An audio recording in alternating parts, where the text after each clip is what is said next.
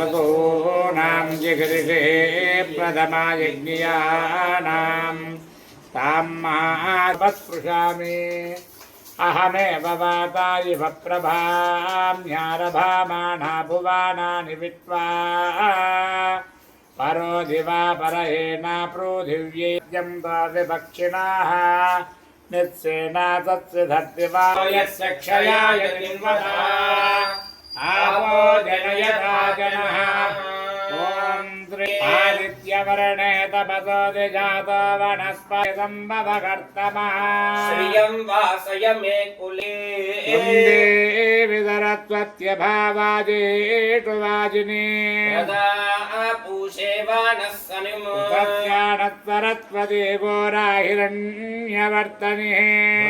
घनी वष्टि सुष्ठुवतु सानो विट्वा अधिद्विषत्वत्सु अपपृषे पार्थिव्यानुरजो अन्तरिक्षम् सरस्वती निदस्गातु त्रिशतस्ता मेदिनी देवी वसुन्धरा स्यात् वसुधा देवी वातवी ब्रह्मवर्चत पितॄणाम् श्रोत्रं चक्षुर्मणः देवी हिरण्यगर्भिणी देवी प्रदोदरी सदने सत्यायने सीता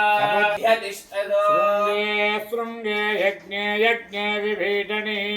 लक्ष्मीं प्रियसखीं देवीं नमाम्यच्युतवल्लभधरा प्रचोदयातु यक्षुडालयवदत्त बलाद्ये पारिजातदरुडमिदमूले न लक्ष्मीः प्रचोदयातु जातवेदते न वामतो मम तात्यग्निः भग्यवर्णां तपसा ज्वलन्तीं वैलोचलीं कर्मफले सुजुष्टानादितगुं दहमानमुग्रमग्रगं हुवेम परमात् सदस्तात् सनः पर्षदति दुर्गाणि विश्वा क्षामद्देवो अतिदुरितात्यग्निः रत्नोदिकमेज्याद्वरेण धनात्यहो दानौ